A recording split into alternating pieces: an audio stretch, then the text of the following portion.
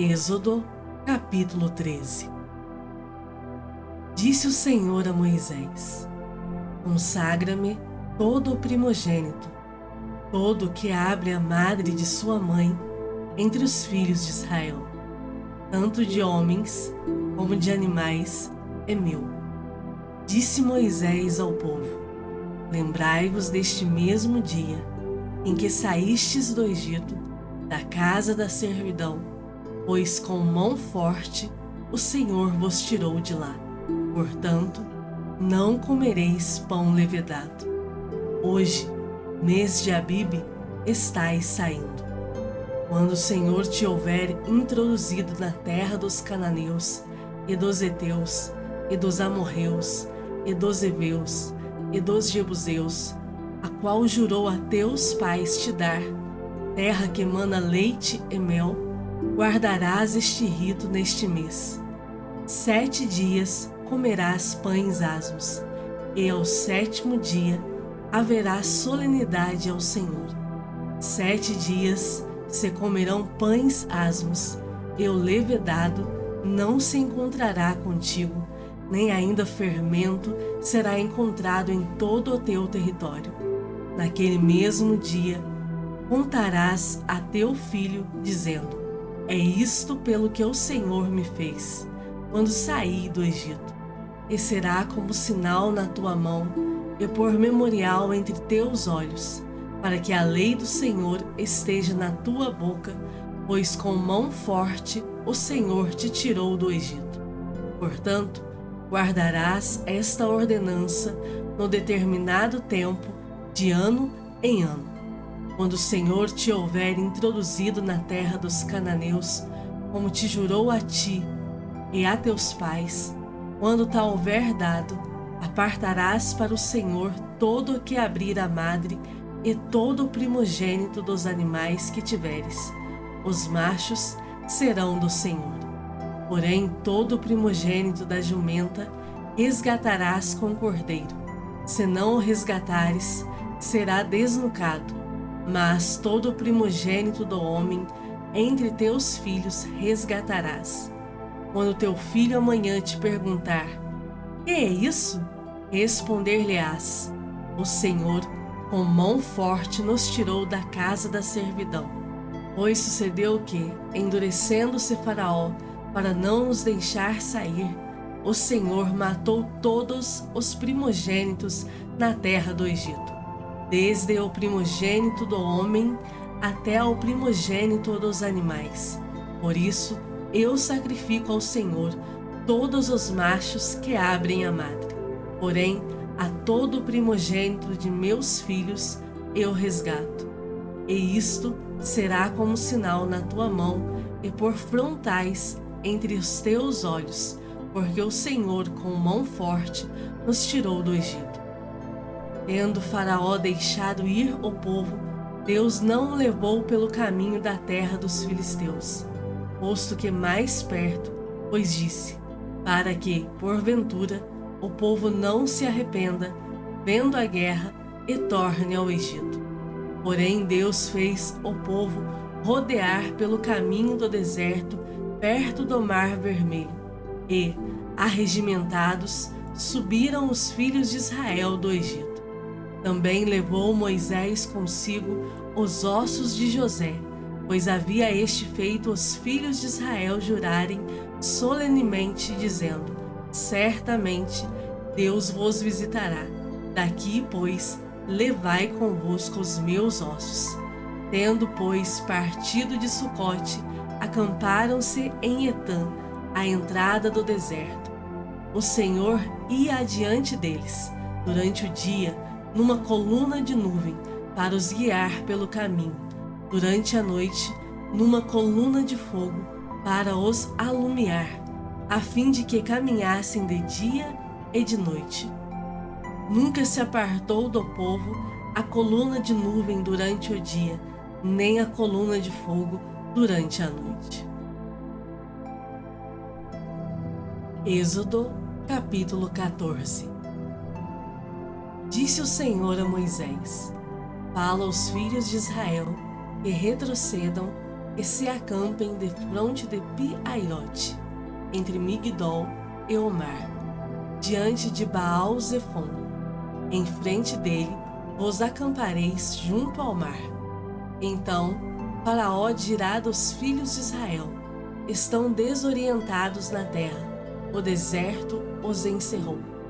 Endurecerei o coração de Faraó para que os persiga, e serei glorificado em Faraó e em todo o seu exército, e saberão os egípcios que eu sou o Senhor. Eles assim o fizeram. Sendo, pois, anunciado ao rei do Egito que o povo fugia, mudou-se o coração de Faraó e dos seus oficiais contra o povo, e disseram: que é isto que fizemos, permitindo que Israel nos deixasse de servir? E aprontou Faraó o seu carro e tomou consigo o seu povo. E tomou também 600 carros escolhidos e todos os carros do Egito, com capitães sobre todos eles. Porque o Senhor endureceu o coração de Faraó, rei do Egito, para que perseguisse os filhos de Israel. Porém os filhos de Israel saíram afoitamente. Perseguiram-nos os egípcios, todos os cavalos e carros de Faraó, e os seus cavalarianos, e o seu exército, e os alcançaram acampados junto ao mar, perto de Pi-Airote, defronte de Baal-Zefon. E, chegando Faraó, os filhos de Israel levantaram os olhos, e eis que os egípcios vinham atrás deles, e temeram muito. Então os filhos de Israel clamaram ao Senhor. Disseram a Moisés: será por não haver sepulcros no Egito que nos tiraste de lá, para que morramos neste deserto? Por que nos trataste assim, fazendo-nos sair do Egito? Não é isso que te dissemos no Egito? Deixa-nos, para que servamos os egípcios? Pois melhor nos fora servir aos egípcios do que morrermos no deserto. Moisés, porém, respondeu ao povo: não temais, aquietai-vos, e vede o livramento do Senhor que, hoje, vos fará, porque os egípcios, que hoje vedes, nunca mais os tornareis a ver. O Senhor pelejará por vós, e vós vos calareis. Disse o Senhor a Moisés: por que clamas a mim? Dize aos filhos de Israel que marchem. E tu, levanta o teu bordão, estende a mão sobre o mar e divide-o, para que os filhos de Israel passem pelo meio do mar em seco. Eis que endurecerei o coração dos egípcios, para que vos sigam e entrem nele. Serei glorificado em Faraó e em todo o seu exército, nos seus carros e nos seus cavalarianos. E os egípcios saberão que eu sou o Senhor, quando for glorificado em Faraó, nos seus carros e nos seus cavalarianos.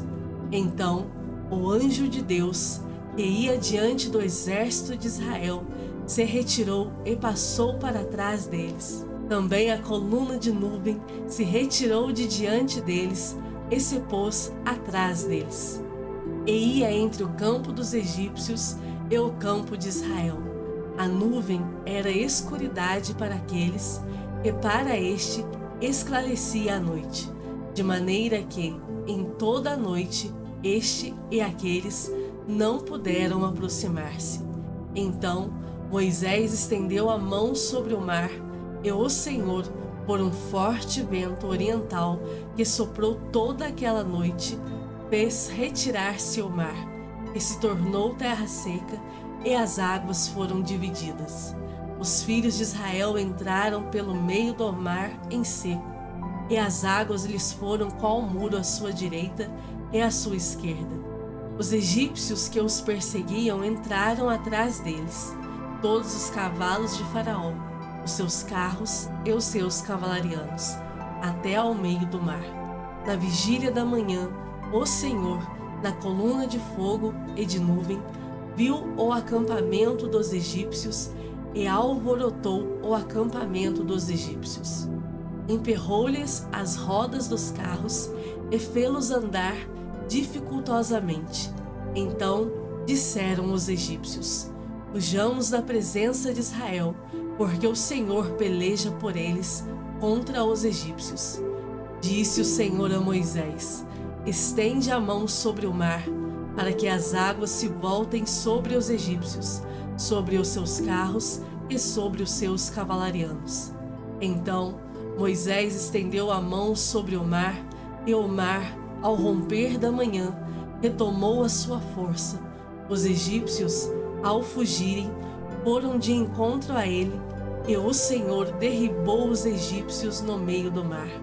E, voltando as águas, cobriram os carros e os cavalarianos de todo o exército de Faraó, que os haviam seguido no mar. Nem ainda um deles ficou. Mas os filhos de Israel caminhavam a pé enxuto pelo meio do mar, e as águas lhes eram quais muros, à sua direita e à sua esquerda. Assim o Senhor livrou Israel naquele dia da mão dos egípcios, e Israel viu os egípcios mortos na praia do mar. E viu Israel o grande poder que o Senhor exercitara contra os egípcios. E o povo temeu ao Senhor e confiou no Senhor e em Moisés, seu servo. Salmos de número 32. Bem-aventurado aquele cuja iniquidade é perdoada, cujo pecado é coberto. Bem-aventurado o homem a quem o Senhor não atribui iniquidade e em cujo espírito não há dolo. Enquanto calei os meus pecados, envelheceram os meus ossos pelos meus constantes gemidos todo o dia, porque a tua mão pesava dia e noite sobre mim, e o meu vigor se tornou em sequidão de estio. Confessei-te o meu pecado, e a minha iniquidade não mais ocultei. Disse: confessarei ao Senhor as minhas transgressões, e tu perdoaste a iniquidade do meu pecado. Sendo assim, todo homem piedoso te fará súplicas em tempo de poder encontrar-te. Com efeito, quando transbordarem muitas águas, não o atingirão. Tu és o meu esconderijo, tu me preservas da tribulação e me cercas de alegres cantos de livramento. Instruir-te-ei e te ensinarei o caminho que deves seguir, e sob as minhas vistas te darei conselho. Não sejais como o cavalo ou a mula sem entendimento, os quais com freios e cabrestos são dominados, de outra sorte não te obedecem. Muito sofrimento terá de curtir o ímpio, mas o que confia no Senhor, a misericórdia o assistirá. Alegrai-vos no Senhor e regozijai-vos, ó justos, exultai, vós todos que sois retos de coração. Marcos, capítulo 12. Depois, entrou Jesus a falar-lhes por parábola. Um homem plantou uma vinha, cercou-a de uma sebe, construiu um lagar, edificou uma torre, arrendou-a a uns lavradores e ausentou-se do país. No tempo da colheita, enviou um servo aos lavradores para que recebesse deles dos frutos da vinha. Eles, porém, o agarraram, espancaram e o despacharam vazio. De novo, lhes enviou outro servo, e eles o esbordoaram na cabeça e o insultaram. Ainda outro lhes mandou, e a este mataram. Muitos outros lhes enviou, dos quais espancaram uns e mataram outros. Estava-lhe ainda um, seu filho amado. A este lhes enviou, por fim dizendo: respeitarão a meu filho. Mas os tais lavradores disseram entre si: este é o herdeiro, ora, vamos, matemo-lo, e a herança será nossa. E, agarrando-o, mataram-no e o atiraram para fora da vinha. Que fará, pois, o dono da vinha? Virá exterminará aqueles lavradores e passará a vinha a outros. Ainda não lestes esta escritura? A pedra que os construtores rejeitaram, essa veio a ser a principal pedra angular. Isto procede do Senhor e é maravilhoso aos nossos olhos. E procuravam prendê-lo, mas temiam o povo, porque compreenderam que contra eles proferira esta parábola. Então, desistindo, retiraram-se. E enviaram-lhe alguns dos fariseus e dos herodianos, para que o apanhassem em alguma palavra. Chegando, disseram-lhe: Mestre, sabemos que és verdadeiro e não te importas com quem quer que seja, porque não olhas a aparência dos homens, antes, segundo a verdade, ensinas o caminho de Deus. É lícito pagar tributo a César ou não? Devemos ou não devemos pagar? Mas Jesus, percebendo-lhes a hipocrisia, respondeu: Por que me experimentais? Trazei-me um denário para que eu o veja. E eles lhe o trouxeram. Perguntou-lhes: De quem é esta efígie e inscrição? Responderam: De César. Disse-lhes então Jesus: Dai a César o que é de César, e a Deus o que é de Deus. E muitos se admiraram dele. Então, os saduceus, que diziam não haver ressurreição, aproximaram-se dele e lhe perguntaram, dizendo: Mestre, Moisés nos deixou escrito que, se morrer o irmão de alguém e deixar mulher sem filhos, seu irmão a tome como esposa e suscite descendência a seu irmão. Ora, havia 7 irmãos. O primeiro casou e morreu sem deixar descendência. O segundo desposou a viúva e morreu, também sem deixar descendência. E o terceiro, da mesma forma. E assim, os 7 não deixaram descendência. Por fim, depois de todos, morreu também a mulher. Na ressurreição, quando eles ressuscitarem, de qual deles será ela a esposa? Porque os 7 a desposaram. Respondeu-lhes Jesus: Não provém o vosso erro de não conhecerdes as Escrituras, nem o poder de Deus? Pois, quando ressuscitarem de entre os mortos, nem casarão, nem se darão em casamento, porém, são como os anjos nos céus. Quanto à ressurreição dos mortos, não tendes lido no livro de Moisés, no trecho referente à sarça, como Deus lhe falou? Eu sou o Deus de Abraão, o Deus de Isaque e o Deus de Jacó? Ora, ele não é Deus de mortos, e sim de vivos. Laborais em grande erro. Chegando um dos escribas, tendo ouvido a discussão entre eles, vendo como Jesus lhes houvera respondido bem, perguntou-lhe: Qual é o principal de todos os mandamentos? Respondeu Jesus: O principal é: Ouve, ó Israel, o Senhor nosso Deus é o único Senhor. Amarás, pois, o Senhor teu Deus de todo o teu coração, de toda a tua alma, de todo o teu entendimento e de toda a tua força. O segundo é: amarás o teu próximo como a ti mesmo. Não há outro mandamento maior do que estes. Disse-lhe o escriba: Muito bem, mestre, e com verdade disseste que ele é o único, e não há outro senão ele. E que amar a Deus de todo o coração, e de todo o entendimento, e de toda a força, e amar ao próximo como a si mesmo, excede a todos os holocaustos e sacrifícios. Vendo Jesus que ele havia respondido sabiamente, declarou-lhe: Não estás longe do reino de Deus. E já ninguém mais ousava interrogá-lo.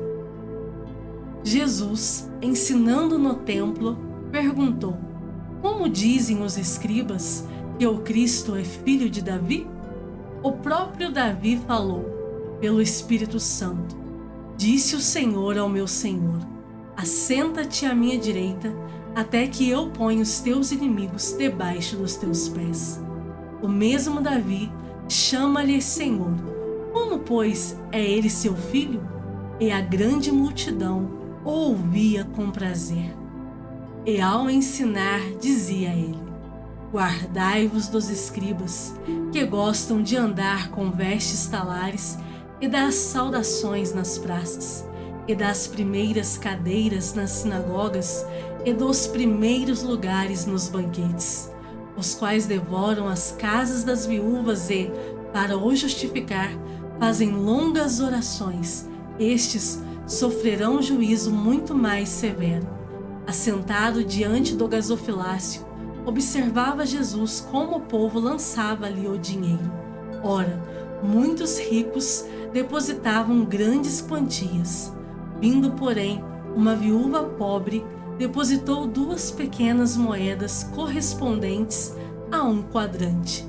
E, chamando seus discípulos, disse-lhes: em verdade vos digo que esta viúva pobre depositou no gasofilácio mais do que o fizeram todos os ofertantes, porque todos eles ofertaram do que lhes sobrava. Ela, porém, da sua pobreza, deu tudo quanto possuía, todo o seu sustento.